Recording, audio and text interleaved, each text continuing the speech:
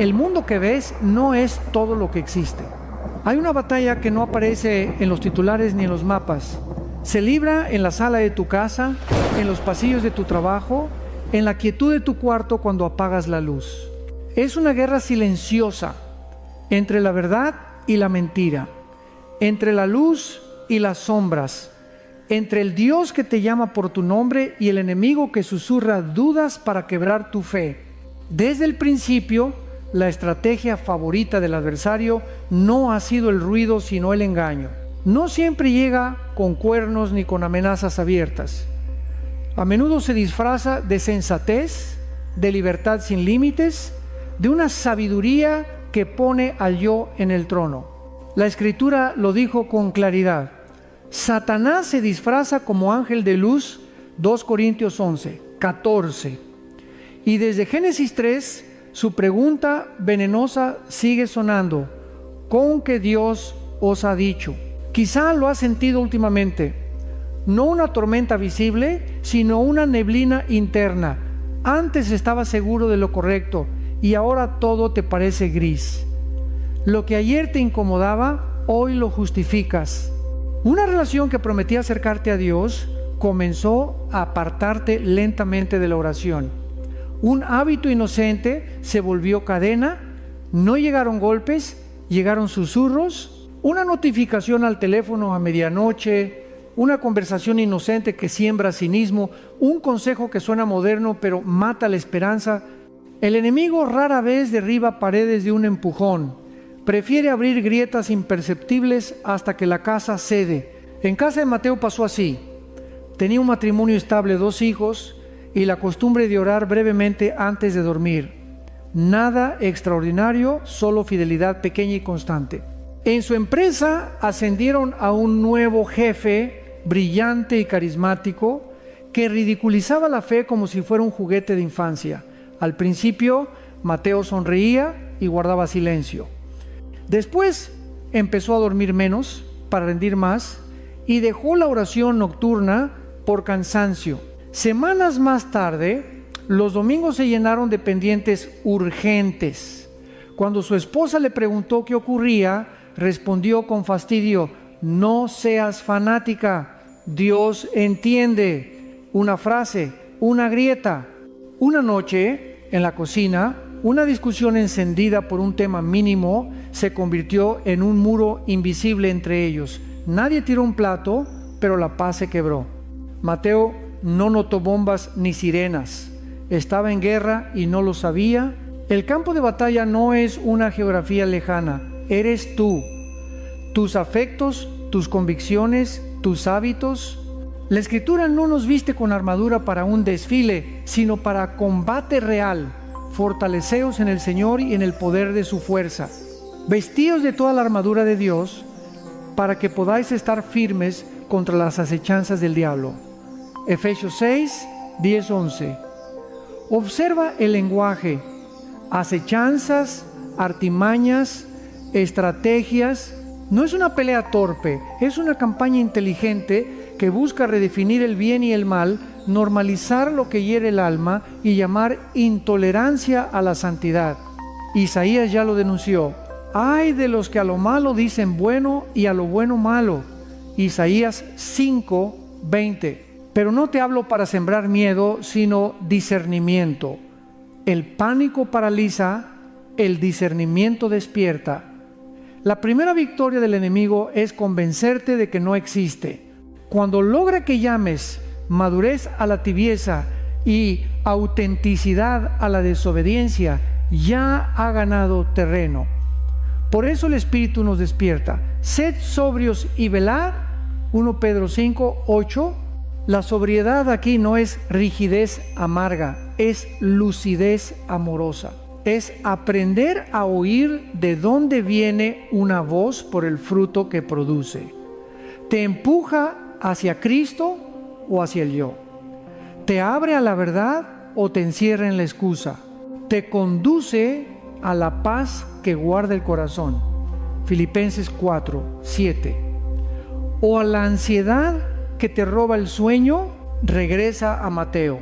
Una madrugada, incapaz de descansar, abrió su Biblia por costumbre casi olvidada. Cayó en Efesios 6 y algo dentro de él se quebró. Descubrió que llevaba semanas desarmado. Su cinturón de la verdad estaba en algún cajón, su coraza de justicia con polvo, su escudo de la fe agrietado por los dardos encendidos del cinismo. Se arrodilló en el suelo frío de la cocina, no con palabras perfectas, sino con hambre de Dios. Y allí, sin que las circunstancias cambiaran, cambió el clima de su alma. No desaparecieron los problemas, apareció una paz que no dependía de resultados. Al día siguiente, pidió perdón a su esposa, ajustó sus horarios y volvió a cuidar sus pequeñas fidelidades. No fue un milagro de luz cegadora, fue el retorno a la armadura. La guerra siguió, pero ahora él estaba despierto. Despertar es esto: llamar por su nombre a lo que entretiene pero esclaviza. Reconocer el disfraz de la mentira aunque brille. Elegir la verdad cuando duele y también cuando parece aburrida. Despertar es admitir que no puedes pelear con tus fuerzas y correr al único capitán que jamás pierde una batalla. Cristo no vino a darte una motivación pasajera, sino autoridad para resistir.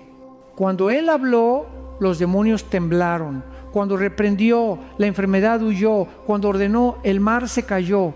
Y cuando murió y resucitó, desarmó al enemigo donde más presumía poder, en el pecado y la muerte.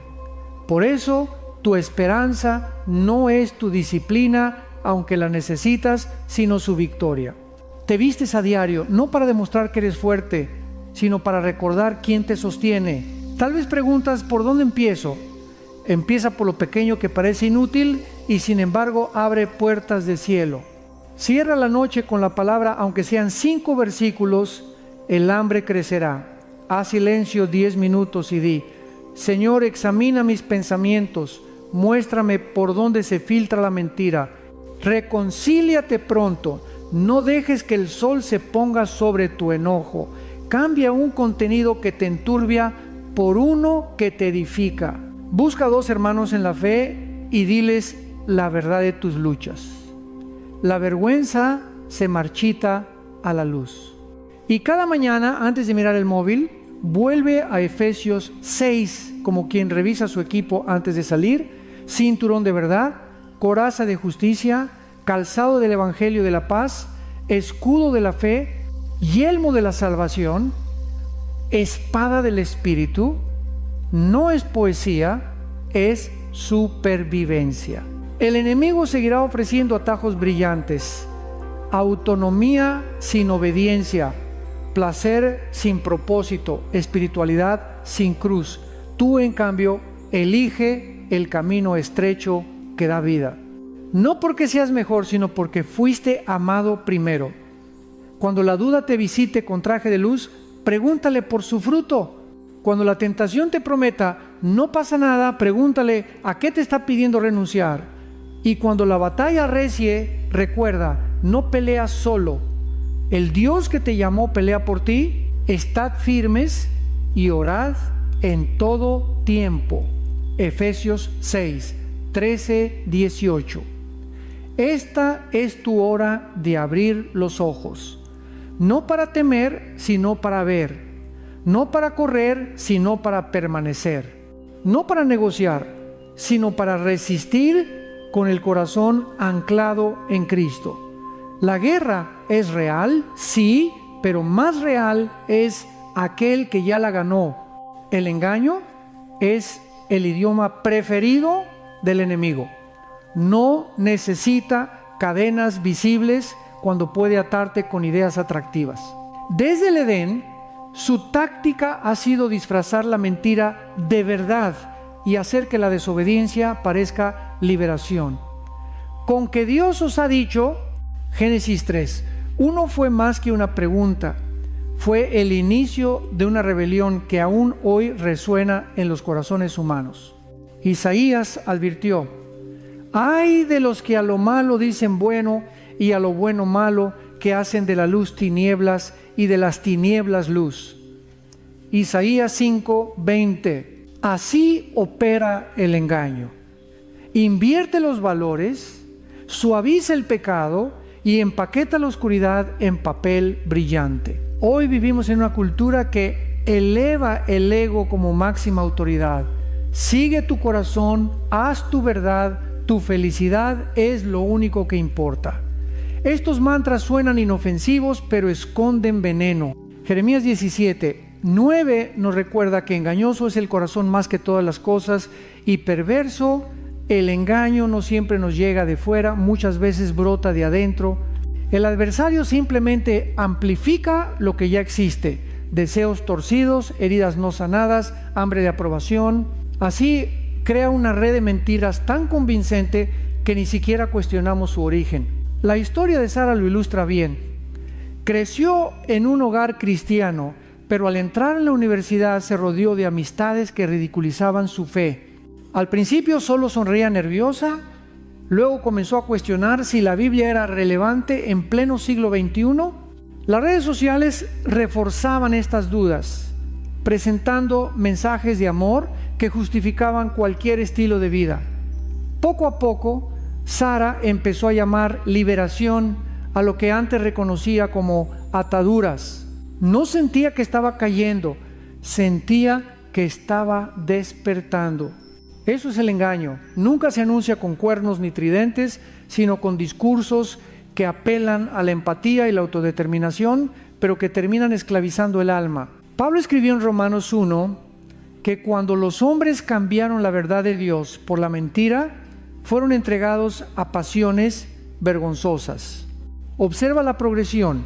Primero se rechaza la verdad, luego se abraza la falsedad y finalmente el pecado deja de parecer pecado. Hoy vemos esto en grande. Comportamientos antes vergonzosos ahora son celebrados. Líderes influyentes ridiculizan la santidad como fanatismo. Series y canciones normalizan lo que hiere el corazón humano. Lo trágico no es solo que el mundo esté confundido, sino que muchos creyentes empiezan a aceptar estas ideas para no parecer intolerantes. El enemigo también usa ideologías disfrazadas de nobleza. Promueve la sabiduría humana que niega la soberanía de Dios. Invita a redefinir el bien y el mal según emociones momentáneas. Nos hace creer que ser libres significa no tener límites. Sin embargo, Cristo enseñó que la verdadera libertad está en la verdad. Y conoceréis la verdad, y la verdad os hará libres. Juan 8:32. La paradoja es que cuanto más rechazamos los límites divinos, más esclavos nos volvemos de nuestras pasiones. Jesús comparó esta batalla con semillas que caen en diferentes terrenos. Mateo 13. La semilla del reino es poderosa, pero si el terreno está lleno de espinas, mentiras, distracciones, placeres engañosos, el fruto nunca madura. El engaño no siempre arranca la semilla, muchas veces la sofoca lentamente. De ahí la urgencia de cultivar un corazón fértil, oración diaria, comunión con otros creyentes y meditación en la palabra. El engaño también se manifiesta en las medias verdades. No siempre nos atrapa con mentiras descaradas, sino con frases parcialmente correctas. Así fue en el desierto cuando el diablo tentó a Jesús. Mateo 4 citó la escritura pero fuera de contexto, buscando torcer su significado. Jesús respondió con la palabra en su contexto correcto. Esta es una lección vital. Conocer superficialmente la Biblia no basta. Debemos entenderla en su plenitud para no caer en trampas disfrazadas de piedad. Marta, una joven líder de iglesia, vivió esta realidad. Un predicador popular en línea comenzó a enseñar un evangelio sin arrepentimiento. Dios te ama tal como eres y nunca espera que cambies. Sonaba liberador y compasivo, así que Marta empezó a repetirlo. Pero pronto vio el fruto: personas justificando relaciones destructivas, vicios y egoísmo en nombre del amor divino. El amor de Dios es incondicional, pero también es transformador. Recibirlo siempre nos lleva a cambiar. Marta tuvo que reaprender que la gracia que no confronta el pecado no es gracia, sino licencia. El discernimiento espiritual es como un músculo, si no lo ejercitamos se atrofia. Hebreos 5:14 dice que los maduros por el uso tienen los sentidos ejercitados en el discernimiento del bien y del mal. Esto implica práctica diaria, examinar lo que escuchamos, lo que consumimos y lo que pensamos, preguntándonos siempre, ¿esto me acerca más a Cristo o me aleja? La falta de discernimiento es peligrosa porque el engaño se siente cómodo, se adapta a nuestras emociones. Además, el engaño no solo es intelectual sino emocional. Puede hacer que el corazón se endurezca poco a poco. Proverbios 4:23 nos insta: sobre toda cosa guardada, guarda tu corazón, porque de él mana la vida. Proteger el corazón significa filtrar conversaciones, contenidos y compañías que siembran incredulidad o cinismo. No se trata de vivir en burbujas, sino de reconocer que el ambiente espiritual afecta nuestra fe. En la historia bíblica vemos que el enemigo usa el engaño para dividir. Sembró envidia en Caín, resentimiento en los hermanos de José, ambición en Judas.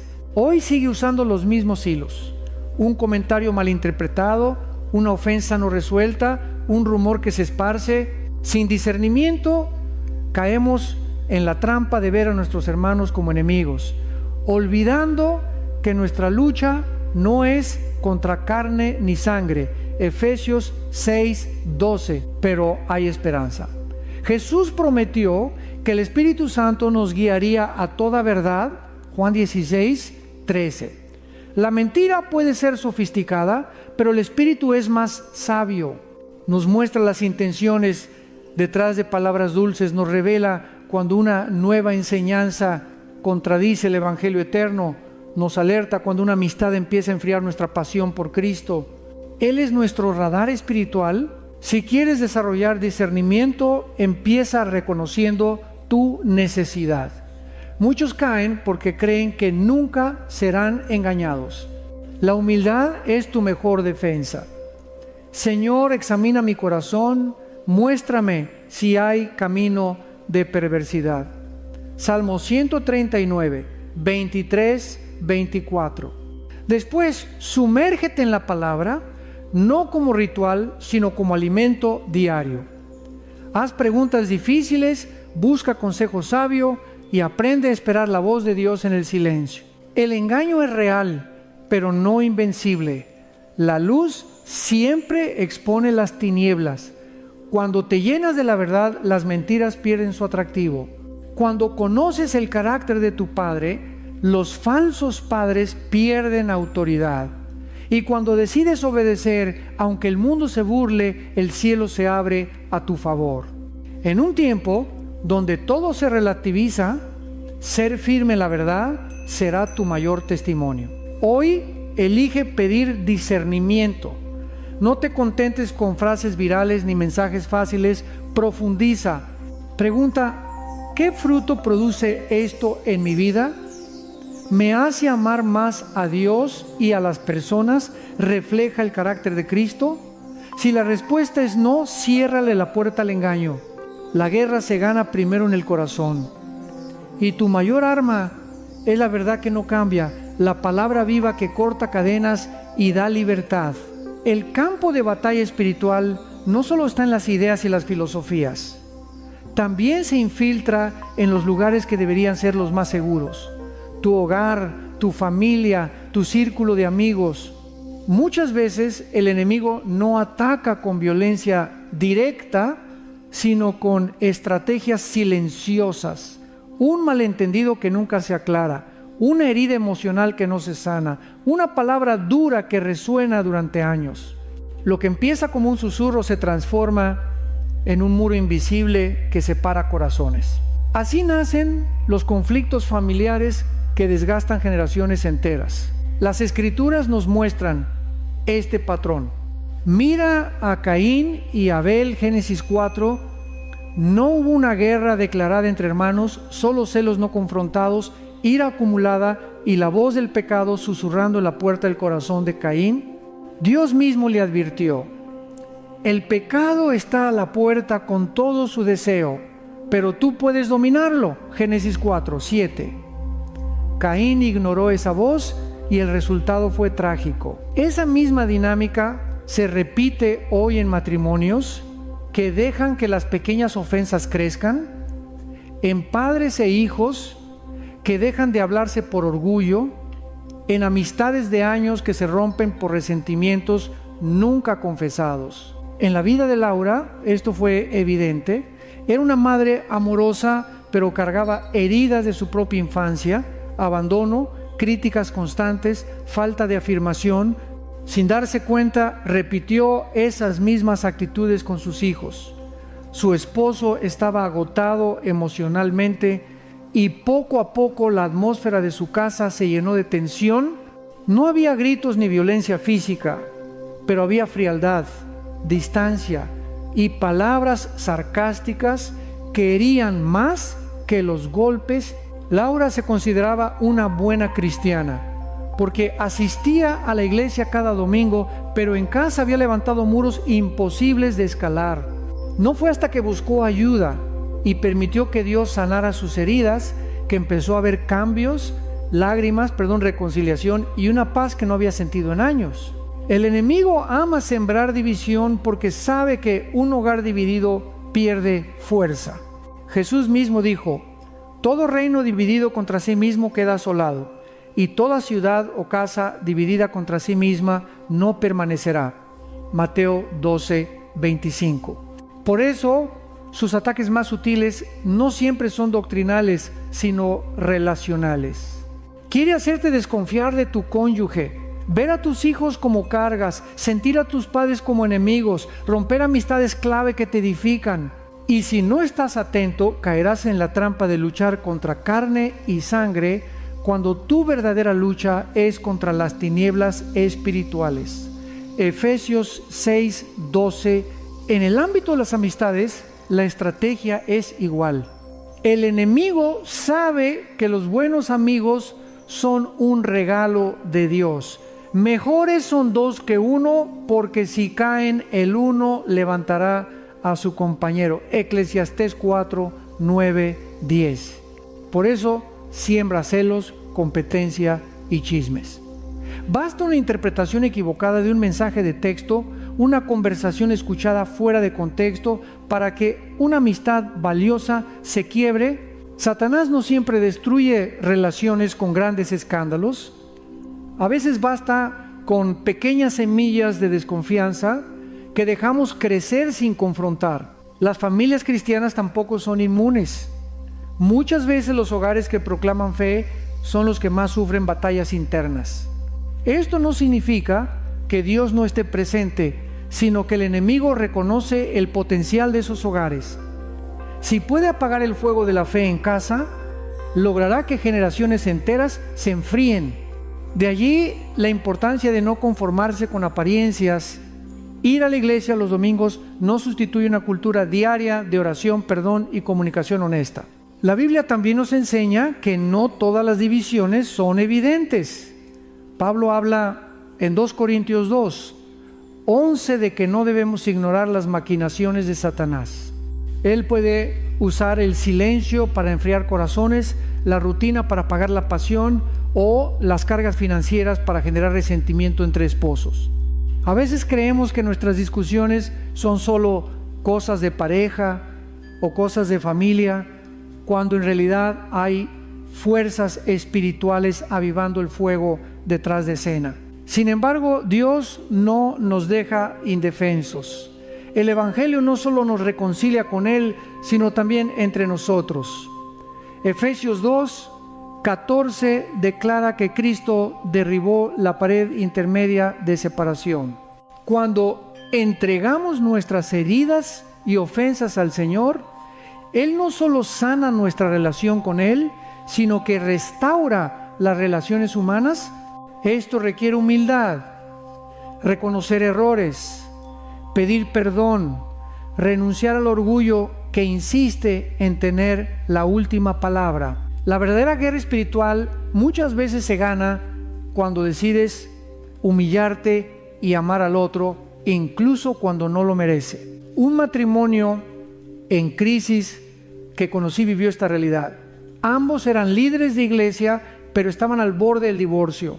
La esposa se sentía ignorada, el esposo incomprendido. Pasaron meses de discusiones y frialdad hasta que aceptaron consejería. Durante una sesión el consejero les recordó: no son enemigos, están en el mismo equipo. El verdadero enemigo está usando sus heridas para dividirlos. Esas palabras fueron un despertar. Por primera vez en mucho tiempo oraron juntos, confesaron sus resentimientos y permitieron que Dios los sanara. Hoy sirven en su iglesia como mentores de otros matrimonios, usando su historia como testimonio de restauración. Los hijos también sufren las batallas espirituales en casa. Padres distraídos o ausentes crean vacíos que el mundo llena con ideologías y tentaciones. La mejor defensa no es solo imponer reglas, sino modelar amor y fe genuinos. Deuteronomio 6:7 nos enseña a hablar de la palabra cuando estés en tu casa, andando por el camino, al acostarte y cuando te levantes. La vida espiritual de los hijos no se forma solo en la iglesia, sino en la cotidianidad, conversaciones durante la cena, oraciones antes de dormir, disculpas sinceras cuando los padres fallan. Si quieres proteger tu hogar del enemigo, empieza por invitar la presencia de Dios cada día. Haz de tu sala un altar, no solo un espacio para entretenimiento. Abre la Biblia en voz alta, aunque parezca simple. Canta alabanzas mientras cocinas o trabajas. Bendice a tus hijos con palabras de vida. Cuando un conflicto surja, ora antes de hablar. Esto no hace desaparecer las diferencias, pero abre la puerta al Espíritu Santo para que gobierne. Los amigos también son parte de tu familia espiritual. Escoge bien a tus compañeros más cercanos, porque su influencia es poderosa. Proverbios 13:20 dice: el que anda con sabios, sabio será, mas el que se junta con necios será quebrantado. Examina tus relaciones, ¿te acercan más a Cristo o enfrían tu fe? Decide invertir tiempo en amistades que edifiquen, aunque sean pocas. No olvides que incluso Jesús tenía un círculo íntimo de 3 discípulos. La multitud no siempre es sinónimo de apoyo verdadero. En conclusión, el enemigo trabaja en silencio para erosionar nuestras relaciones. Su objetivo no es solo que discutas con tu pareja o que te alejes de tus amigos. Quiere aislarte, porque un cristiano aislado es más vulnerable. Pero en Cristo tenemos armas poderosas: el perdón, la humildad, el amor sacrificial y la oración constante. Si tu familia está bajo ataque, no te resignes. Pide ayuda, rompe el silencio. Invita a Dios a reinar en cada rincón de tu hogar. Cuando Cristo es el centro, incluso las grietas más profundas pueden convertirse en puertas para su gloria. El engaño no se limita a sembrar confusión. Es una semilla que, cuando se deja crecer, produce fruto amargo.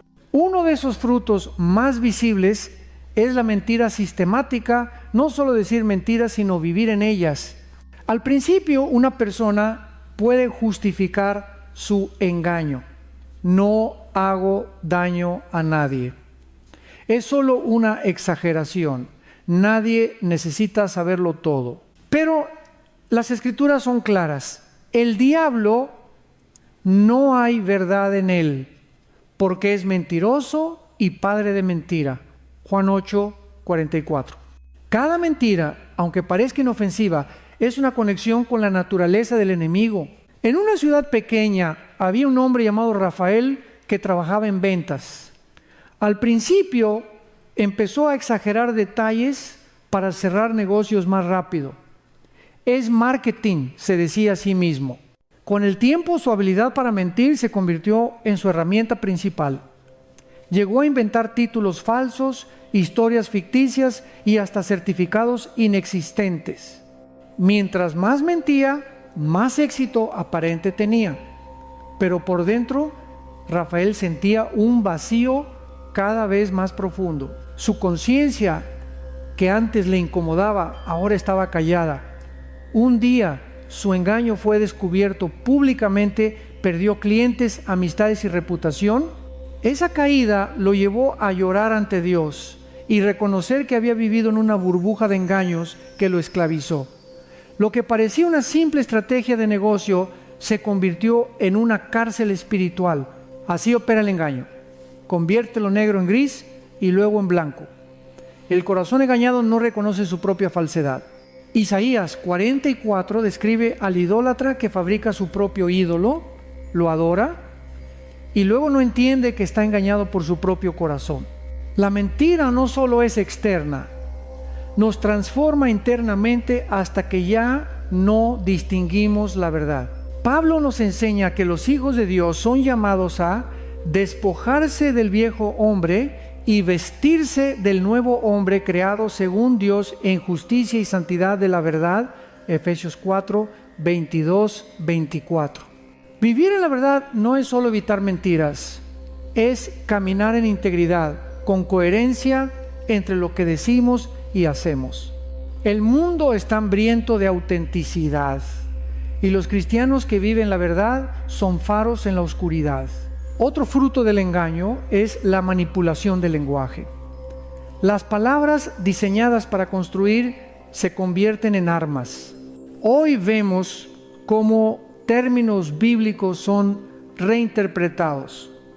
Amor se convierte en permisividad, gracia en excusa para pecar, libertad en licencia para el ego. Este cambio de significado es estratégico. Si el enemigo logra alterar el lenguaje, puede redefinir valores sin resistencia. La cultura actual celebra frases como mi verdad en lugar de la verdad, debilitando la noción de absolutos divinos. Pero Jesús dijo, yo soy el camino, la verdad y la vida. Juan 14, 6. La verdad no es relativa ni negociable, es una persona. Cristo mismo, María, una joven universitaria, luchó con esto. En su clase de filosofía le enseñaron que la moralidad es subjetiva, que lo correcto depende de cada cultura. Al principio la idea le parecía liberadora, pero al enfrentarse con situaciones reales, traición de amistades, injusticias en su comunidad, se dio cuenta de que si la moralidad es relativa, nadie puede reclamar justicia. La relatividad del bien y el mal no trae paz, sino caos. Ese despertar la llevó a buscar una verdad firme y eterna y la encontró en la palabra de Dios. El engaño también se alimenta de medias verdades. Satanás citó la Biblia cuando tentó a Jesús en el desierto, Mateo 4, pero lo hizo fuera de contexto. Así actúa hoy. Ofrece versículos aislados para justificar comportamientos contrarios al corazón de Dios. Por eso es vital conocer la Escritura en su totalidad. No basta con memorizar frases. Necesitamos comprender el carácter de Dios que les da vida. La mentira no solo afecta nuestra relación con Dios, destruye relaciones humanas. Cuando alguien se convierte en maestro de la manipulación, la confianza se erosiona. Los matrimonios se rompen cuando la deshonestidad entra. Las amistades se enfrían cuando se descubre una traición. El libro de Proverbios advierte: 6 cosas aborrece Jehová: los ojos altivos, la lengua mentirosa. Proverbios 6, 16, 17. Mentir no es una debilidad humana sin consecuencias, es una raíz de división y dolor, pero el fruto más peligroso del engaño es que endurece el corazón. Al principio, la mentira produce incomodidad. Luego se vuelve normal. La conciencia se apaga y la persona ya no siente el peso de su pecado. Pablo describe a aquellos que perdieron toda sensibilidad. Efesios 4, 19. Esta es una señal de alarma espiritual. Cuando ya no hay convicción, estamos en terreno peligroso. A pesar de todo, hay esperanza. La verdad no solo expone el engaño, también sana. Jesús dijo: conoceréis la verdad y la verdad os hará libres. Juan 8, 32. Ser confrontados por la verdad duele, pero es el primer paso hacia la restauración. La historia de Rafael no terminó en ruina. Su arrepentimiento lo llevó a reconstruir su vida sobre honestidad. Con el tiempo, Dios le devolvió una reputación no basada en apariencias, sino en integridad.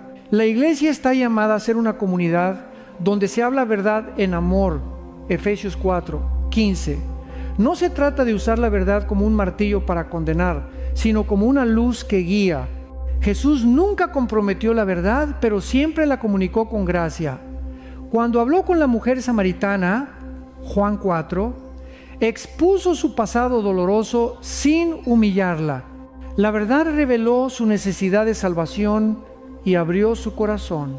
Hoy necesitamos creyentes valientes que rechacen la mentira cultural y vivan en transparencia. Esto comienza con nosotros. Admitir nuestras propias áreas de engaño. A veces no mentimos a otros, pero sí a nosotros mismos.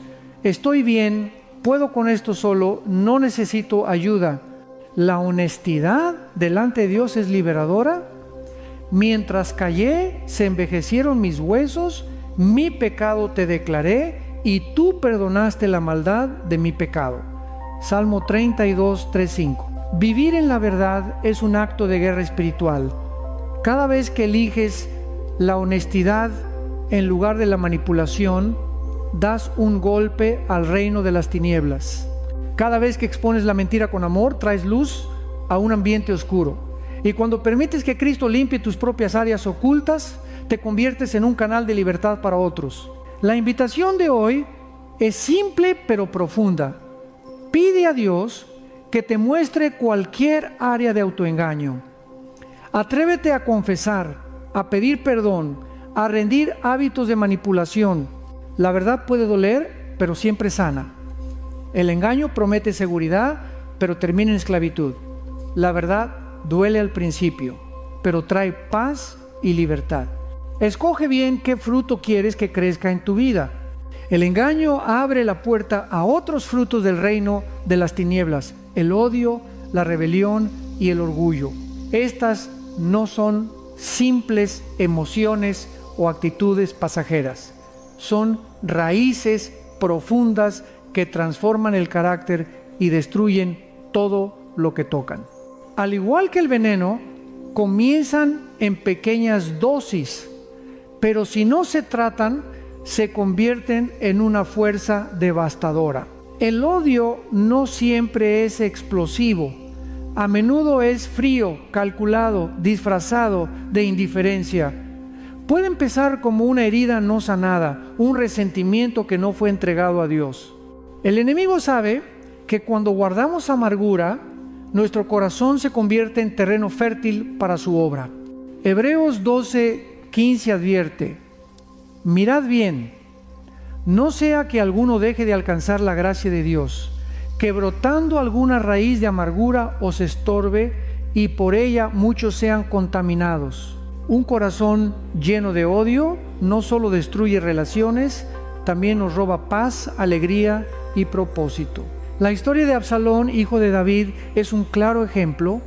Su odio hacia su hermano Amnón y su resentimiento hacia su padre lo llevaron a conspirar, a asesinar y finalmente rebelarse. Lo que comenzó como una herida personal se convirtió en una guerra civil que trajo muerte y dolor a todo Israel. 2 Samuel 13:18. Este relato bíblico nos recuerda que el odio nunca permanece oculto, crece, se extiende y contamina a quienes nos rodean. Junto al odio surge la rebelión. No es simplemente desobedecer reglas, es una actitud profunda de rechazo hacia todo lo que representa autoridad, corrección y orden. Proverbios 15:10 afirma: la corrección es molesta al que deja el camino, y el que aborrece la reprensión morirá. La rebelión es, en esencia, querer ser nuestro propio Dios. Satanás mismo cayó por esta actitud. Subiré al cielo y seré semejante al Altísimo. Isaías 13:14. Cuando el hombre adopta esa postura, rompe el diseño divino y abre la puerta al caos. En nuestra cultura actual, la rebelión se ha romantizado, se presenta como valentía, autenticidad o autoafirmación, pero la Biblia muestra que el espíritu de rebelión trae destrucción. Saúl, el primer rey de Israel, perdió su reino no por un error administrativo, sino por su rebelión contra las órdenes de Dios. Samuel le dijo: porque como pecado de adivinación es la rebelión, y como ídolos e idolatría la obstinación. 1 Samuel 15, 23. En otras palabras, la rebelión no es una simple diferencia de opinión, es idolatría. El orgullo es otro fruto que alimenta la oscuridad. Es la raíz de todo pecado, porque coloca al yo en el centro. El orgullo dice: no necesito a Dios, mi opinión es más importante que su palabra, mi justicia es suficiente. Santiago 4, 6 nos recuerda: Dios resiste a los soberbios y da gracia a los humildes. El orgullo nos ciega nuestra condición y nos separa de la gracia. Lucifer se convirtió en Satanás no por debilidad, sino por orgullo. Esa misma semilla sigue tentando a la humanidad buscar independencia de Dios en lugar de sumisión a Él. Marcos, un joven empresario exitoso, experimentó este ciclo, creció en la iglesia, pero su ascenso económico lo llenó de autosuficiencia. Pronto dejó de orar, luego de congregarse, y finalmente de reconocer a Dios. Mi esfuerzo me trajo aquí, pensaba, pero una crisis financiera lo dejó en ruinas en cuestión de meses. Fue entonces cuando entendió que su vida había sido un altar a su ego. Con lágrimas regresó a Dios y descubrió que el verdadero éxito no está en controlar todo, sino en rendirse al Señor. El odio, la rebelión y el orgullo no solo destruyen individuos, rompen comunidades enteras. En iglesias, estos frutos dividen congregaciones. En familias, crean generaciones enteras separadas por resentimientos. En la sociedad, producen violencia y desprecio por la verdad. Por eso, la Biblia enfatiza tanto el carácter de Cristo, mansedumbre, humildad y obediencia. Jesús, el Hijo de Dios, lavó los pies de sus discípulos. Juan 13, el más grande se hizo siervo. Esa es la antítesis del orgullo. La solución no es fingir humildad, sino permitir que el Espíritu Santo transforme el corazón. Filipenses 2, 3, 5 nos llama a no hacer nada por egoísmo o vanidad, sino con humildad, considerando a los demás como superiores a uno mismo. Haya en vosotros este sentir que hubo también en Cristo Jesús. Este cambio no ocurre automáticamente. Requiere reconocer nuestra necesidad, confesar nuestro pecado y someternos diariamente al Señor. El perdón es clave para vencer el odio. Perdonar no significa justificar lo que nos hicieron, sino entregar el derecho de venganza a Dios. Romanos 12, 19 dice: no os venguéis vosotros mismos, porque escrito está: mía es la venganza, yo pagaré, dice el Señor. El perdón es un acto de fe. Creemos que Dios es juez, justo y que su justicia es perfecta. Para vencer la rebelión necesitamos aprender a recibir corrección. Proverbios 9, 8, 9 enseña que el sabio ama la reprensión porque lo hace crecer. En una cultura que idolatra la independencia, aceptar autoridad parece débil, pero en el reino de Dios es sabiduría. Jesús mismo se sometió al Padre, incluso hasta la cruz. Filipenses 2, 8. El orgullo se combate con gratitud y servicio. Cuando recordamos que todo lo que tenemos viene de Dios, el ego pierde fuerza. Servir a otros rompe el ciclo del yo primero y nos hace más como Cristo. Practicar actos sencillos de servicio, escuchar a alguien, ayudar sin esperar recompensa, dar tiempo a quien lo necesita, es un ejercicio espiritual que debilita el orgullo. Vivimos en una era donde el odio, la rebelión y el orgullo se celebran como virtudes.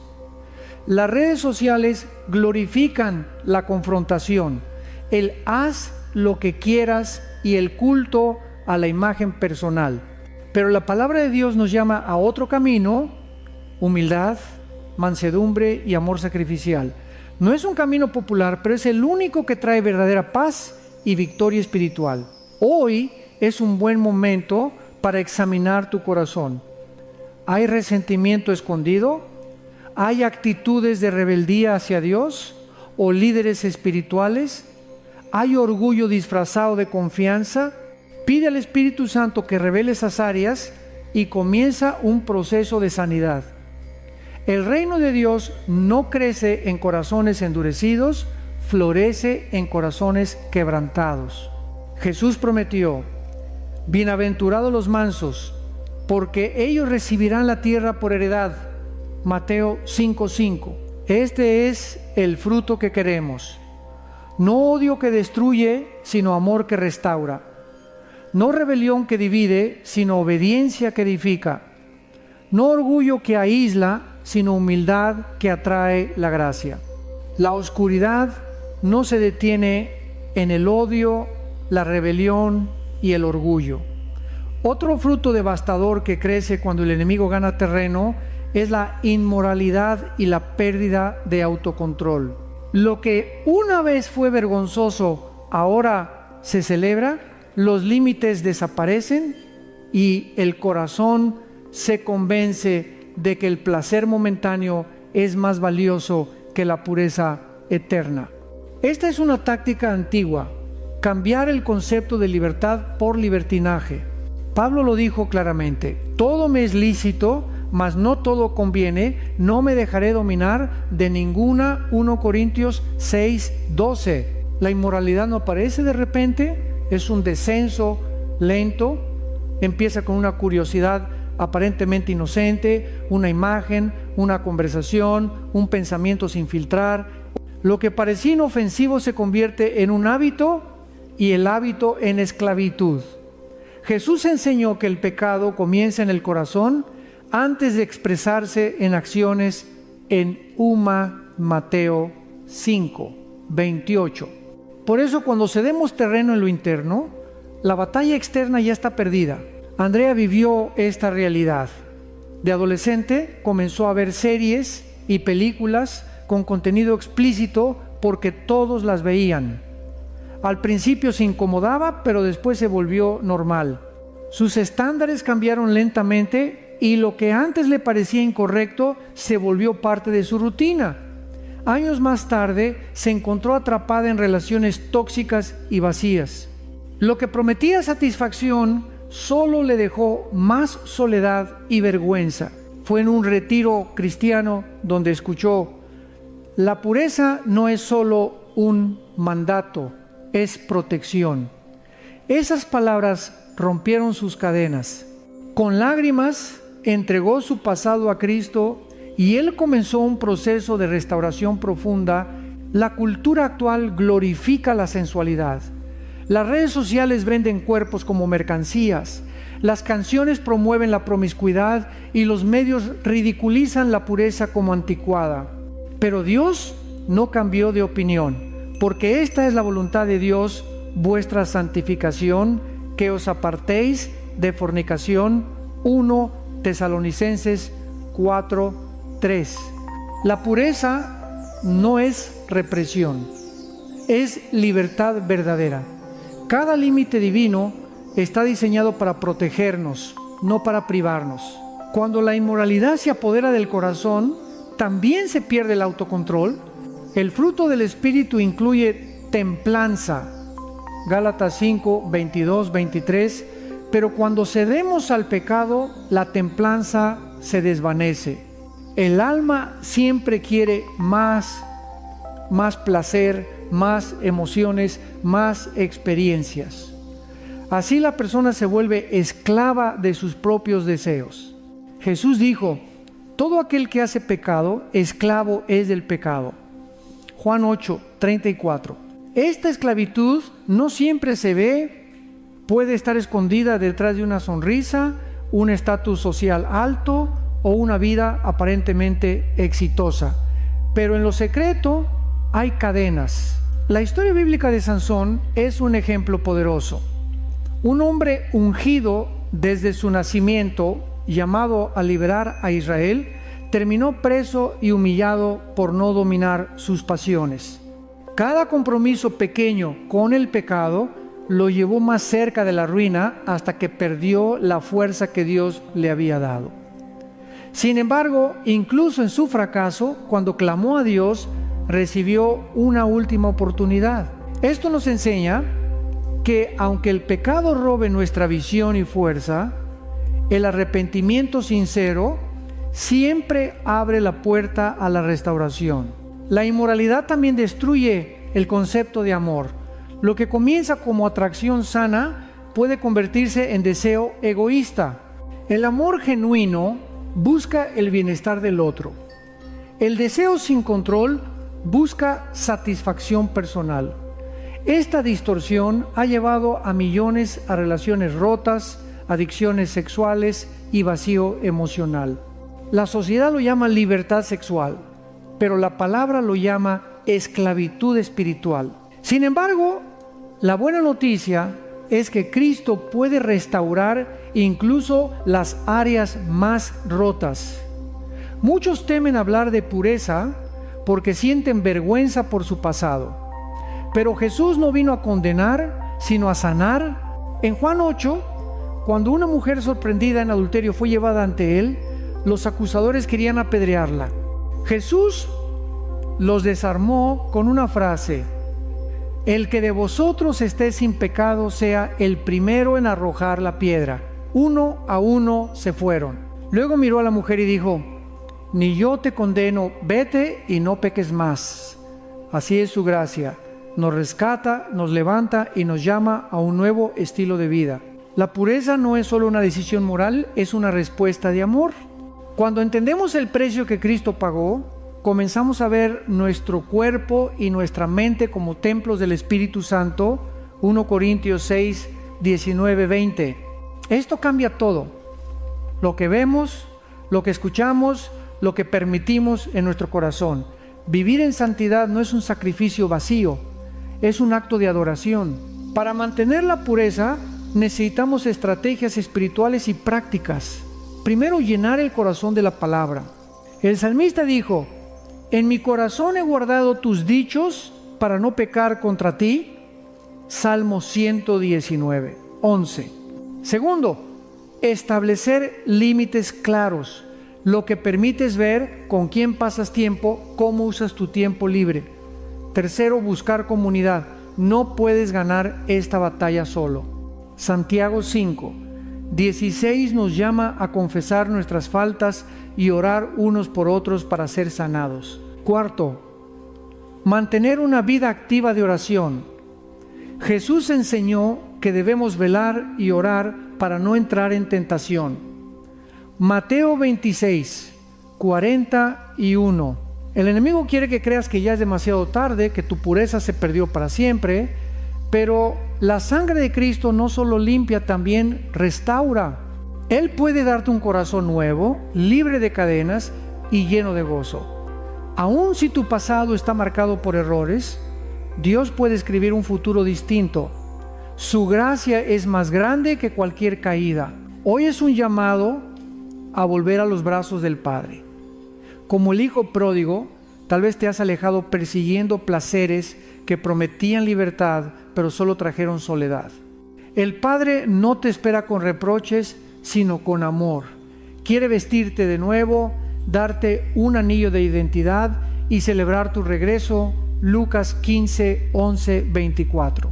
La pureza no es una carga imposible, es un regalo que Dios quiere devolverte. Empieza hoy con un acto de entrega sincera. Señor, limpia mi corazón, renueva mi mente, dame fuerzas para honrarte en todo. El camino no será fácil, pero su espíritu te guiará. Cada victoria, por pequeña que parezca, es una derrota para el reino de las tinieblas. Y mientras más avances, más experimentarás el gozo verdadero que no depende de deseos pasajeros, sino de una relación profunda con tu Creador. El enemigo sabe que una persona en paz es una persona difícil de derrotar. La paz no es simplemente ausencia de problemas, es un estado profundo de confianza en Dios, un ancla que permanece firme aunque el mundo se derrumbe. Por eso Satanás dedica gran parte de sus esfuerzos a robar nuestra paz. Su estrategia no siempre es un ataque frontal, muchas veces es una infiltración silenciosa, una palabra dicha en el momento exacto para herirte, una preocupación que se convierte en ansiedad crónica, una circunstancia inesperada que siembra temor. Así comienza la batalla en la mente y el corazón. La Biblia nos recuerda que el ladrón no viene sino para hurtar y matar y destruir. Juan 10:10. Una de las cosas más valiosas que quiere robar es tu paz, porque cuando la pierdes te vuelves más vulnerable. Pierdes claridad, reaccionas en lugar de responder, tomas decisiones apresuradas que pueden abrir puertas a más dolor. Por eso, Filipenses 4:6-7 nos da un consejo poderoso. Por nada estéis afanosos, sino sean conocidas vuestras peticiones delante de Dios en toda oración y ruego, y la paz de Dios, que sobrepasa todo entendimiento, guardará vuestros corazones y vuestros pensamientos en Cristo Jesús. Imagina Raúl, un padre de familia que perdió su trabajo inesperadamente. Su mente estaba llena de ¿y si no consigo otro empleo? ¿Y si no puedo pagar la renta? ¿Y si decepciono a mi familia? Cada día se despertaba con una sensación de opresión en el pecho, pero una noche, en medio de lágrimas, decidió entregarle todo a Dios. No hubo un milagro inmediato que resolviera sus finanzas, pero algo cambió en su interior. Un descanso inexplicable llenó su corazón. Esa paz no vino de tener todas las respuestas, sino de confiar en que Dios tenía el control. El enemigo usa diversas armas para perturbar la paz. El miedo es un susurro constante que magnifica los problemas y minimiza a Dios. Hace que un obstáculo parezca una montaña insuperable. Pero la palabra dice: no nos ha dado Dios espíritu de cobardía, sino de poder, de amor y de dominio propio. 2 Timoteo 1:7. La confusión. Satanás ama el caos mental. Quiere que tu mente esté tan saturada de opciones y preocupaciones que te paralices. Dios, en cambio, es un Dios de orden y claridad. 1 Corintios 14:33. El conflicto. El enemigo siembra discordia en hogares y comunidades para mantenernos distraídos y desgastados. ¿Cuántas familias se dividen no por grandes problemas, sino por pequeñas disputas nunca resueltas? La culpa y la condenación. Si no puede atraparte con miedo, lo hará con acusaciones. Te recordará tu pasado, tus errores, tus debilidades, para que vivas en tormento en lugar de gracia. Pero Romanos 8:1 declara: ninguna condenación hay para los que están en Cristo Jesús. Un ejemplo bíblico de cómo el enemigo intenta robar la paz es el profeta Elías. Después de una gran victoria contra los profetas de Baal, recibió una amenaza de Jezabel y huyó al desierto deprimido y temeroso. 1 Reyes 19. A pesar de haber visto milagros, el miedo lo paralizó. ¿Qué hizo Dios? No lo reprendió con dureza, lo fortaleció con alimento, descanso y su presencia en un silbo apacible.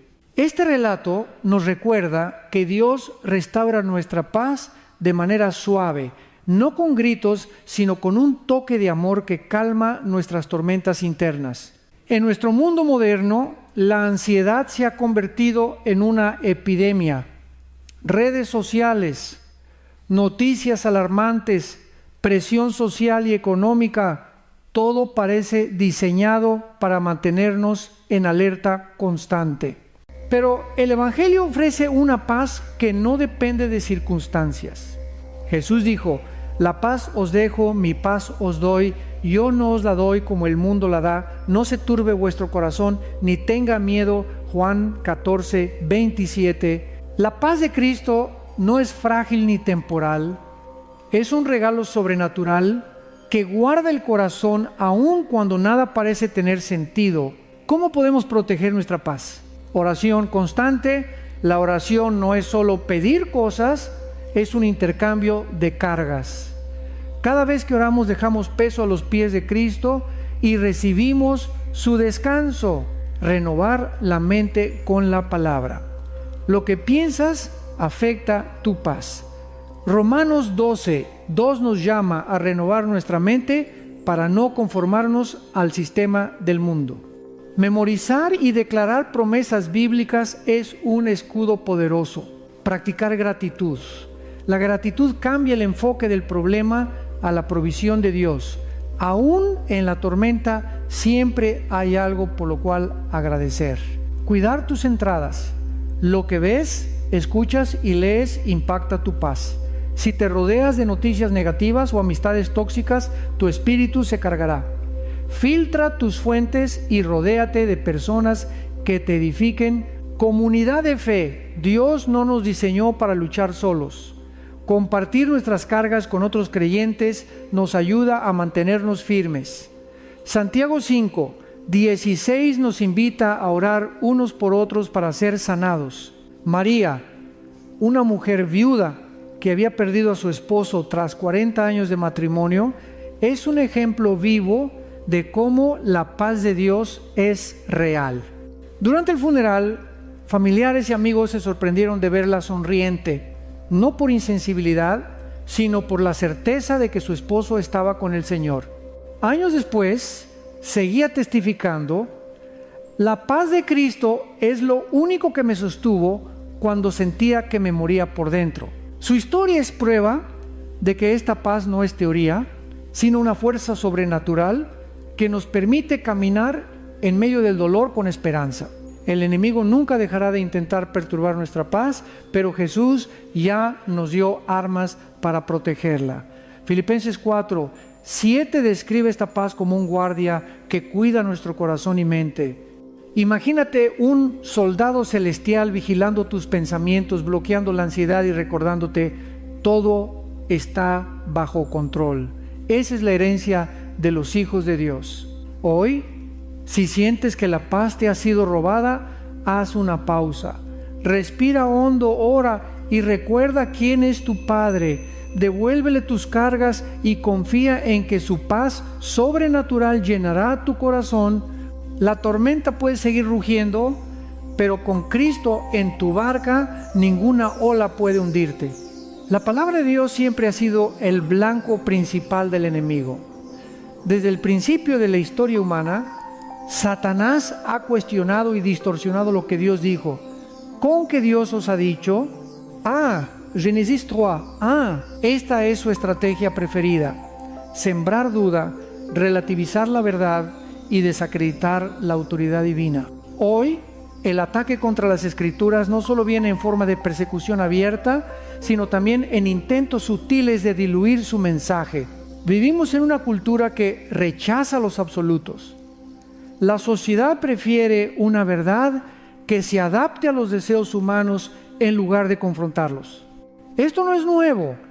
El profeta Isaías ya lo denunció. Hay de los que a lo malo dicen bueno y a lo bueno malo. Isaías 5:20. El enemigo utiliza ideologías, entretenimiento y educación para presentar la palabra de Dios como anticuada, opresiva o irrelevante. Lo que antes se consideraba virtud, ahora se ridiculiza. Y lo que antes se llamaba pecado, ahora se celebra. En muchos países, el rechazo a la Biblia se ha vuelto oficial. Escuelas y gobiernos promueven valores que contradicen abiertamente la Escritura. Pero el ataque más peligroso no siempre es externo, a menudo ocurre dentro de la iglesia. Pastores y líderes, temiendo ofender, predican solo los pasajes cómodos mientras omiten las partes que llaman al arrepentimiento. se ofrece un evangelio sin cruz, sin sacrificio, sin obediencia. Este es uno de los engaños más efectivos del enemigo. Mantener la apariencia de fe, pero sin poder transformador. Pablo lo advirtió en 2 Timoteo 3:4. Porque vendrá tiempo cuando no sufrirán la sana doctrina, sino que teniendo comezón de oír, se amontonarán maestros conforme a sus propias concupiscencias, y apartarán de la verdad el oído y se volverán a las fábulas. Sofía, una joven universitaria, creció en la iglesia, pero comenzó a seguir influencers que mezclaban espiritualidad con filosofía secular. Decían: la Biblia tiene cosas buenas, pero no es literal. Cada uno debe encontrar su propia verdad. Poco a poco, Sofía dejó de leer la palabra y comenzó a guiarse solo por emociones. Cuando atravesó una crisis personal, esas filosofías no pudieron sostenerla. Fue entonces cuando regresó a la Escritura y la palabra, como una espada, Hebreos 4:12, penetró su corazón y le devolvió esperanza. Descubrió que la Biblia no es solo un libro antiguo, sino una voz viva que transforma vidas.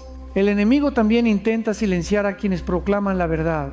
Desde los apóstoles hasta los creyentes de hoy, el mensaje bíblico siempre ha provocado resistencia.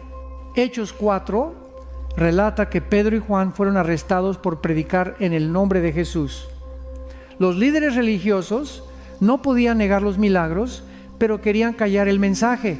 Lo mismo sucede hoy en algunos lugares. Confesar que crees en lo que dice la Biblia puede costarte tu reputación, tu trabajo e incluso tu libertad. Jesús lo advirtió: si a mí me han perseguido, también a vosotros os perseguirán. Juan 15:20. Sin embargo, ningún poder humano puede destruir la palabra de Dios. Isaías 40:8 declara: sécase la hierba, marchítase la flor, mas la palabra del Dios nuestro permanece para siempre. A lo largo de la historia, imperios enteros han intentado prohibirla. Dictadores han quemado Biblias, filósofos han declarado su muerte, pero la Escritura sigue siendo el libro más traducido, más leído y más influyente del mundo. Esto demuestra que no es un texto humano, es la voz de Dios. El ataque contra la palabra no siempre es agresivo, a veces es astuto y gradual. El enemigo sabe que si no puede destruirla, puede distorsionarla. En el desierto, Satanás tentó a Jesús usando versículos fuera de contexto. Mateo 4:6. Jesús respondió con escritura correctamente interpretada, dándonos ejemplo de cómo pelear. Conocer la palabra es vital, pero conocerla en contexto es aún más importante. El diablo no teme a quienes poseen una Biblia, teme a quienes la leen, creen y aplican. Hay 3 formas en que podemos resistir este ataque: estudiar y memorizar la Escritura. El salmista dijo: en mi corazón he guardado tus dichos para no pecar contra ti. Salmo 119:11. Memorizar versículos no es un ritual vacío, es armar nuestro espíritu para el día de la batalla. Vivir la palabra, Santiago 1:22 nos llama a ser hacedores de la palabra y no tan solamente oidores. Leerla sin practicarla es como mirar un espejo y luego olvidar tu reflejo. Defender la verdad con amor. No basta con tener conocimiento, debemos compartirlo con humildad. 1 Pedro 3:15 nos exhorta a estar siempre preparados para dar razón de nuestra fe, pero con mansedumbre y respeto. Un ejemplo histórico de este poder es William Tyndale, quien tradujo la Biblia al inglés en el siglo XVI. Fue perseguido y ejecutado por hacer accesible la palabra al pueblo común. Hoy, millones leen la Biblia gracias a su sacrificio. Su historia nos recuerda que cada generación debe decidir si guardará la palabra en secreto o la proclamará valientemente. El enemigo quiere reemplazar la Biblia con sabiduría humana emociones fluctuantes y entretenimiento vacío. Pero cuando la palabra de Dios reina en tu corazón, no importa cuán fuerte sea el ataque, tendrás una roca firme bajo tus pies. Jesús dijo: el cielo y la tierra pasarán, pero mis palabras no pasarán. Mateo 24:35. Hoy más que nunca necesitamos cristianos que vuelvan a amar la Escritura, no solo como libro devocional, sino como manual de guerra. Si el enemigo está atacando tu fe, empieza abriendo tu Biblia. Allí encontrarás la voz de tu Padre, la espada para derrotar mentiras y el mapa que te lleva a la victoria. El pecado no arrepentido es como una gota de veneno que cae lentamente en el alma. Al principio parece inofensivo, pero con el tiempo se convierte en una enfermedad espiritual que entumece la conciencia, distorsiona la verdad y separa el corazón de Dios. No se trata solo de una acción equivocada, es una condición del corazón. Cuando dejamos de arrepentirnos, el pecado pasa de ser un tropiezo ocasional a convertirse en una prisión invisible. El apóstol Pablo advirtió en Romanos 6:23 que la paga del pecado es muerte. Esta muerte no siempre es inmediata ni física, comienza en lo espiritual. Cada vez que ignoramos la voz de Dios, algo dentro de nosotros se apaga. La culpa que antes nos incomodaba se desvanece, la sensibilidad al Espíritu Santo disminuye y lo que antes nos parecía malo se vuelve normal. Este proceso es lo que la Biblia llama endurecimiento del corazón. Hebreos 3:13 nos exhorta: exhortaos los unos a los otros cada día para que ninguno de vosotros se endurezca por el engaño del pecado. Tomemos como ejemplo a Saúl, el primer rey de Israel. Su historia comenzó con humildad, pero con el tiempo se volvió desobediente y orgulloso. Cuando el profeta Samuel lo confrontó por no obedecer las instrucciones de Dios, Saúl prefirió justificar sus acciones en lugar de arrepentirse. Esa actitud marcó el inicio de su caída. Lo trágico no fue su pecado, sino su falta de arrepentimiento. Su corazón se endureció al punto de alejarse completamente de la voz de Dios. 1 Samuel 15. Así actúa el pecado no arrepentido. Empieza con pequeñas concesiones. Un pensamiento que no filtramos, una mentira que justificamos, una relación que sabemos que no agrada a Dios pero decidimos mantener. Poco a poco esas pequeñas decisiones crean un patrón. Y cuando llega el momento de confrontación, en vez de confesar, nos defendemos. Este es el ciclo mortal: pecado, justificación, endurecimiento. La persona atrapada en pecado, no arrepentido, también experimenta autoengaño. Jeremías 17:9 describe el corazón humano como engañoso y perverso. Sin la guía del Espíritu Santo, podemos llegar a creer que estamos bien mientras estamos lejos de Dios. Este autoengaño se refuerza cuando nos comparamos con otros. Al menos yo no soy tan malo como... Esa es una mentira peligrosa porque nos lleva a medirnos según estándares humanos, no según la santidad de Dios.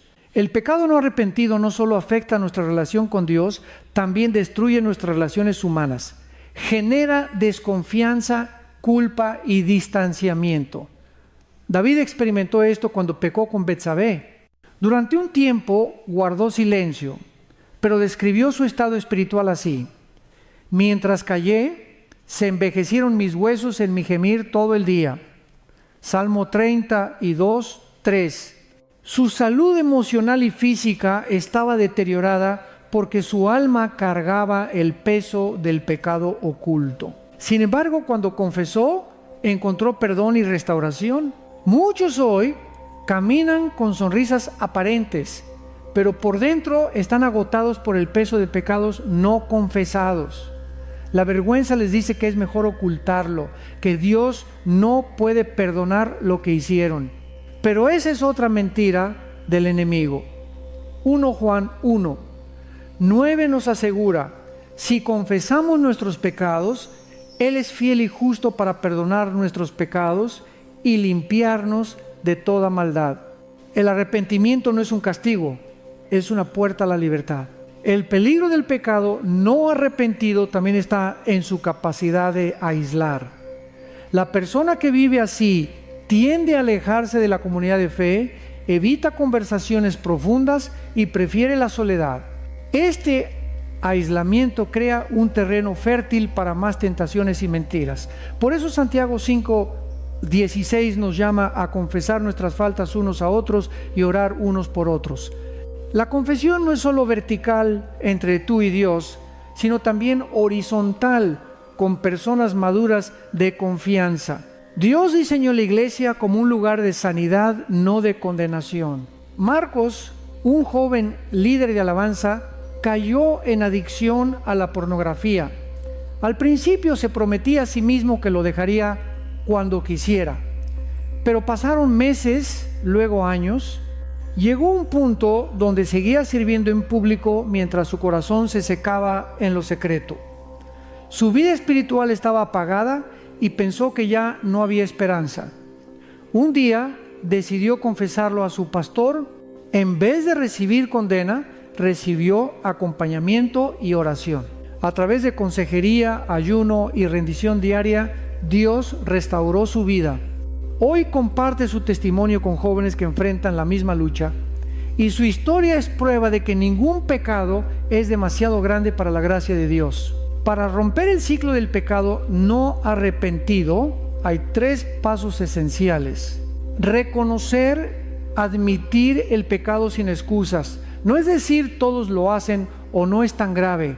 Es aceptar que hemos ofendido a un Dios santo. Confesar, hablarlo con Dios y cuando sea necesario con personas maduras espiritualmente. La confesión trae luz a las tinieblas. Abandonar, apartarse intencionalmente del pecado. Esto puede implicar cortar relaciones tóxicas, cambiar hábitos y buscar ayuda profesional si es necesario. El arrepentimiento verdadero no es solo sentir remordimiento, es un cambio de dirección. La palabra arrepentirse en griego metanoia significa cambio de mente. Es mirar el pecado como Dios lo ve, odiarlo y correr hacia la gracia. No importa cuánto tiempo hayas caminado con un corazón endurecido, siempre hay un camino de regreso. El hijo pródigo en Lucas 15 tocó fondo antes de recordar que en la casa de su padre había abundancia. Su arrepentimiento comenzó cuando dijo: me levantaré e iré a mi padre. Y el padre no lo recibió con reproches, sino con un abrazo. Así es nuestro Dios, un padre dispuesto a restaurar, no a rechazar.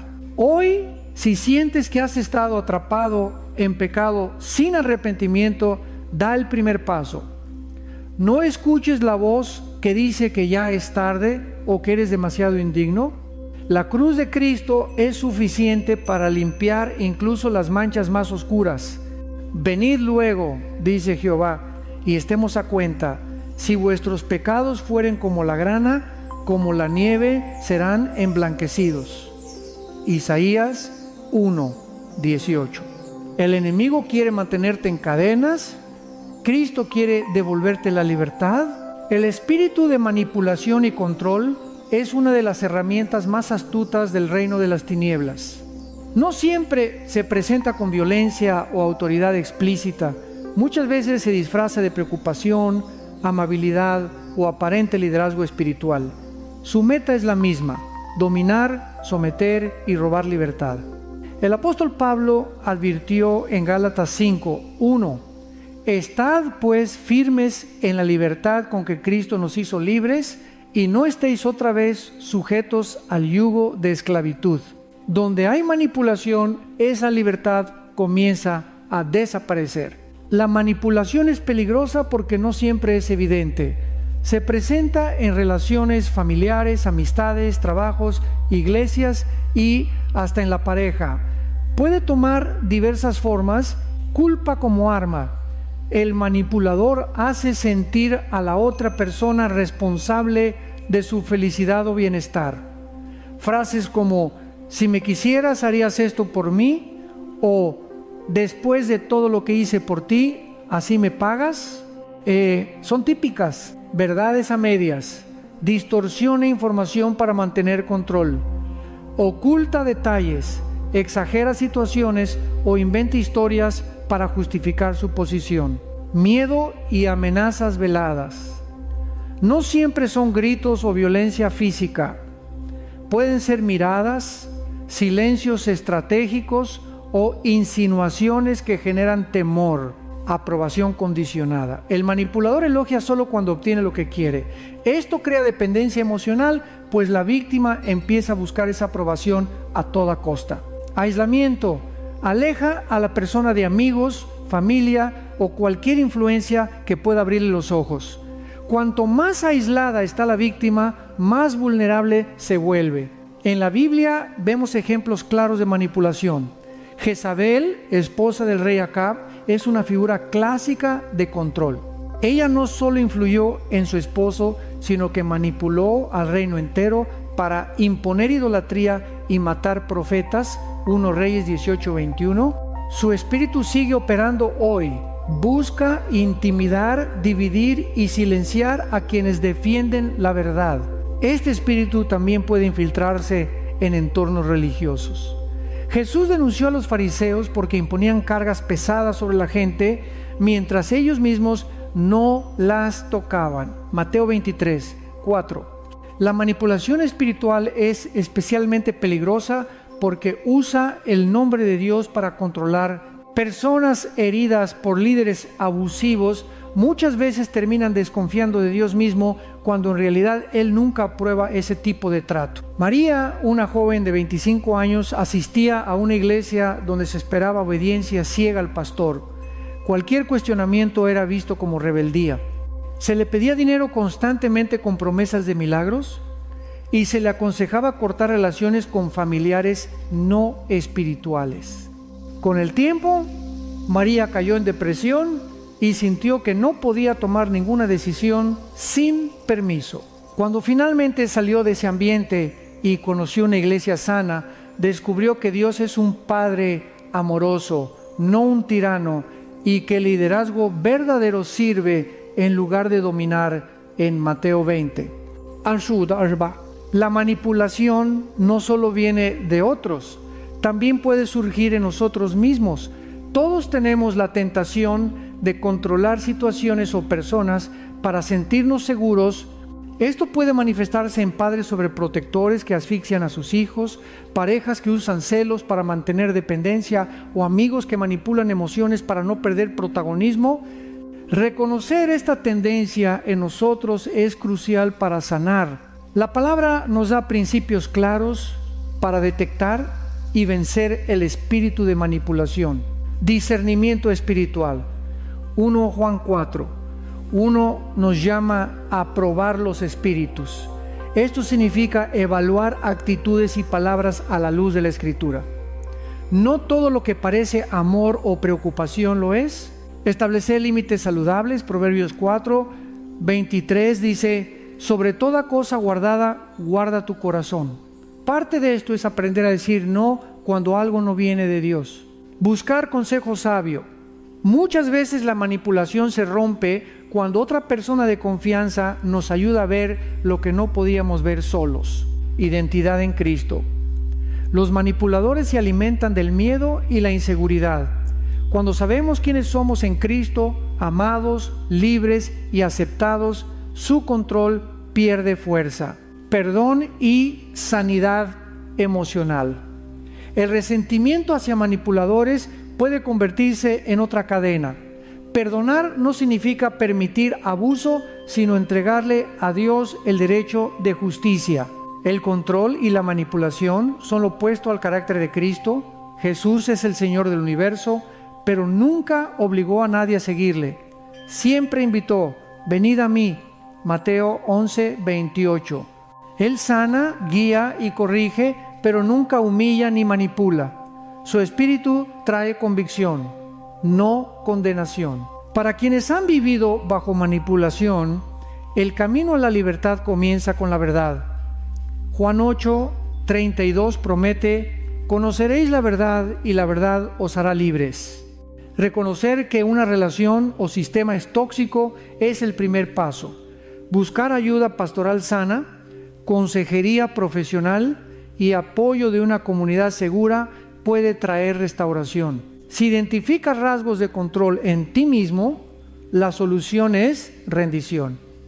Pide al Espíritu Santo que sane heridas que te llevaron a controlar. Muchas veces el deseo de controlar nace del miedo al abandono, el rechazo o el fracaso. Cuando entregas esos miedos a Dios, descubres que puedes amar sin dominar, guiar sin imponer y liderar sin manipular. La iglesia debe ser un refugio donde el amor y la libertad florecen, no un lugar de control disfrazado de espiritualidad. El apóstol Pablo escribió: porque no nos ha dado Dios espíritu de cobardía, sino de poder, de amor y de dominio propio. 2 Timoteo 1:7. Ese dominio propio comienza cuando dejamos de intentar controlar a otros y aprendemos a controlar nuestro propio corazón. El espíritu de manipulación y control es fuerte, pero el Espíritu de Cristo es más poderoso. Allí donde hay luz, las tinieblas pierden poder. Si hoy sientes que has vivido bajo control abusivo o lo has ejercido sobre otros, este es el momento de traerlo a la cruz. Jesús vino a poner en libertad a los oprimidos. Lucas 4:18. La verdadera autoridad no oprime, libera, no esclaviza, sana, no aplasta, levanta. La autoridad de Cristo es absoluta, eterna e incomparable. Ningún poder humano, espiritual o natural puede igualarla. A diferencia de los líderes terrenales que dependen de ejércitos, riquezas o influencia, la autoridad de Jesús fluye de su identidad como Hijo de Dios. Él no la heredó de un sistema humano, ni necesitó aprobación de instituciones. Su autoridad estaba arraigada en su naturaleza divina y respaldada por el poder del Espíritu Santo. Cuando Jesús caminó por esta tierra, todos reconocieron que había algo diferente en él. Marcos 1:22 relata: y se admiraban de su doctrina, porque les enseñaba como quien tiene autoridad y no como los escribas. Su enseñanza no era una simple exposición intelectual. Sus palabras llevaban vida. Cuando hablaba, las cadenas espirituales caían, los corazones eran confrontados y la oscuridad retrocedía. Uno de los aspectos más impresionantes de su autoridad fue su dominio sobre las fuerzas espirituales. En Marcos 1:27, después de liberar a un hombre poseído, la multitud exclamó: ¿qué es esto? Una nueva doctrina con autoridad. Aún a los espíritus inmundos manda y le obedecen. Jesús no discutía con los demonios ni realizaba rituales largos. Con una sola orden, ellos huían. Este mismo poder sigue vigente hoy, porque Hebreos 13:8 afirma: Jesucristo es el mismo ayer y hoy y por los siglos. Jesús también mostró su autoridad sobre la naturaleza. Cuando calmó la tormenta con una simple frase: calla, enmudece. Marcos 4:39. Los discípulos quedaron atónitos. ¿Quién es este que aún el viento y el mar le obedecen? Marcos 4:41. Esa escena nos recuerda que no hay circunstancia fuera de su control. Si las fuerzas de la naturaleza obedecen su voz, ¿cuánto más puede Él calmar las tormentas de nuestra vida? Su autoridad se manifestó incluso sobre la enfermedad y la muerte. Tocó a los leprosos y fueron sanados. Habló a los ciegos y vieron. Ordenó a Lázaro que saliera de la tumba y la muerte no pudo retenerlo. Juan 11:43-44. Todo esto apuntaba a una verdad aún más grande: su autoridad sobre el pecado. Cuando dijo al paralítico: tus pecados te son perdonados. Marcos 2:5. Los líderes religiosos se escandalizaron porque sabían que solo Dios podía perdonar pecados. Jesús estaba revelando su verdadera identidad. No solo era un maestro, sino el mismo Hijo de Dios con poder para salvar. La culminación de su autoridad se vio en su muerte y resurrección. Colosenses 2. 15 declara que Jesús despojó a los principados y a las potestades, los exhibió públicamente, triunfando sobre ellos en la cruz. En lo que parecía una derrota, fue en realidad una victoria cósmica. En la cruz, Jesús no solo pagó el precio por nuestros pecados, sino que también desarmó al reino de las tinieblas. Su resurrección selló esa victoria para siempre. Antes de ascender al cielo, Jesús declaró: toda potestad me es dada en el cielo y en la tierra. Mateo 28, 18. Con estas palabras se estableció que no hay poder superior al suyo. Ningún demonio, enfermedad, gobierno o circunstancia puede resistirse a su autoridad. Pero lo más asombroso es que Él comparte esa autoridad con sus seguidores. Lucas 10, 19 dice: He aquí os doy potestad de hollar serpientes y escorpiones, y sobre toda fuerza del enemigo, y nada os dañará. Esto significa que los creyentes no son víctimas indefensas. A través de Cristo tenemos autoridad para resistir al diablo, Santiago 4, 7, reprender espíritus malignos, Marcos 16, 17, y caminar en victoria sobre el pecado. Esta autoridad no depende de nuestra fuerza o experiencia, sino de nuestra posición en Cristo. Cuando oramos en su nombre, el cielo respalda nuestras palabras porque representamos al Rey de Reyes. Sin embargo, es importante entender que esta autoridad no es licencia para el orgullo. Jesús enseñó a sus discípulos que el verdadero liderazgo es servicio, Mateo 20, 26, 28. La autoridad espiritual no se usa para controlar o dominar a otros, sino para liberar, sanar y restaurar. El mejor ejemplo es Jesús mismo, quien lavó los pies de sus discípulos. Juan 13, 5. El Rey del universo se inclinó como un siervo, demostrando que la grandeza en el reino de Dios se mide por la humildad. La autoridad de Cristo también nos da seguridad en tiempos de incertidumbre. Cuando enfrentamos ataques espirituales, diagnósticos médicos difíciles o situaciones imposibles, podemos recordar que Jesús tiene la última palabra. Filipenses 2, 9, 11 declara que Dios le dio un nombre sobre todo nombre, y que toda rodilla se doblará y toda lengua confesará que Jesucristo es el Señor. Esto significa que cualquier problema, por grande que parezca, está bajo su dominio. María, una mujer que enfrentaba opresión espiritual severa, testificó de este poder. Por años sufrió pesadillas y ataques inexplicables. Visitó médicos y consejeros, pero nada funcionaba. Un día, un grupo de creyentes oró por ella en el nombre de Jesús y fue libre en un instante. María descubrió que el poder de Cristo no es simbólico, sino real. Desde entonces vive en paz y comparte su testimonio para animar a otros a confiar en el Señor. La autoridad de Jesús también nos equipa para cumplir nuestra misión. No fuimos llamados solo a sobrevivir, sino a avanzar el reino de Dios. Mateo 28, 19, 20 nos envía a ser discípulos de todas las naciones, y esta tarea sería imposible sin su respaldo. Él prometió: He aquí yo estoy con vosotros todos los días, hasta el fin del mundo. Su presencia garantiza que no estamos solos en la batalla. Si hoy sientes que tu vida está fuera de control, recuerda que Cristo sigue sentado en el trono. Su autoridad no disminuye con el tiempo ni depende de las circunstancias. Hebreos 1, 3 dice que Él sustenta todas las cosas con la palabra de su poder.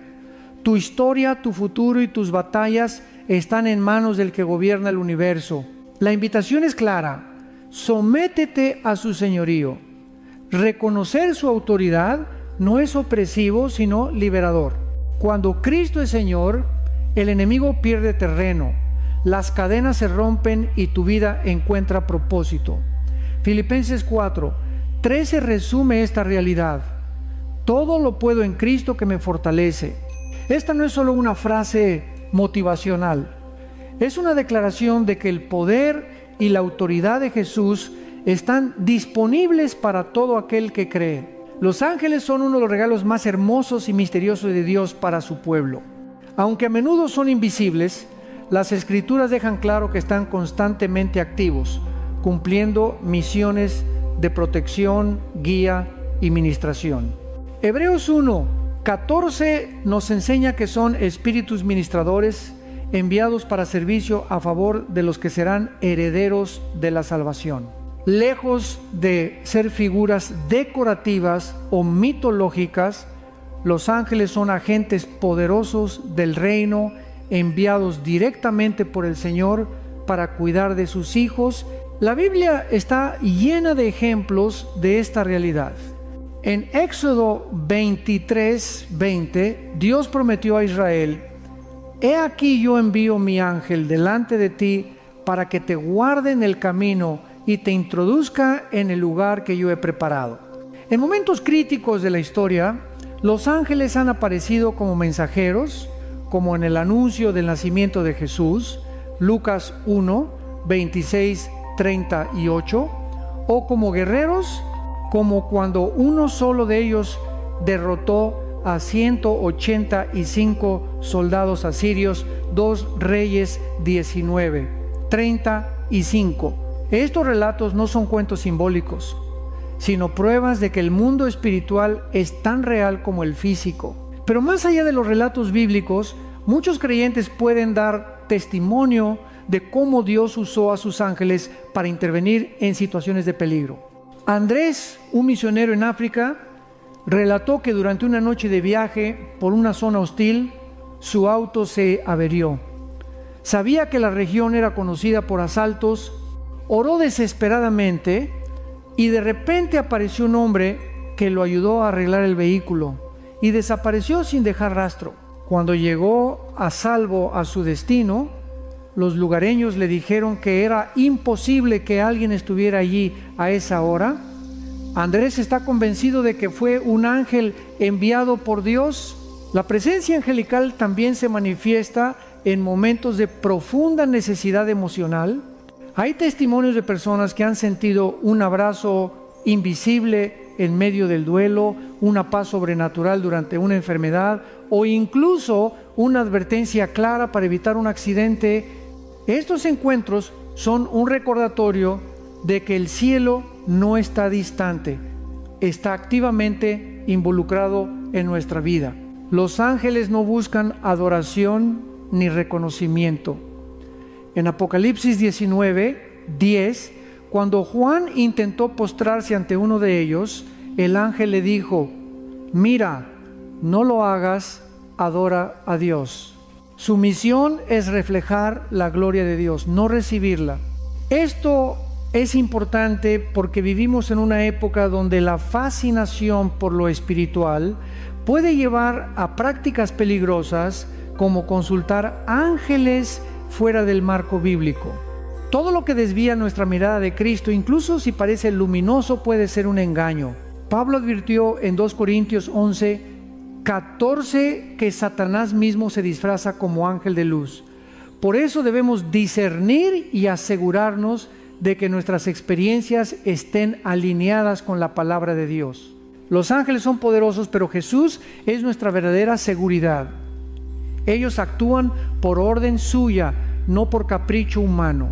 Salmo 91:11-12 lo expresa con claridad. Pues a sus ángeles mandará acerca de ti, que te guarden en todos tus caminos. En las manos te llevarán para que tu pie no tropiece en piedra.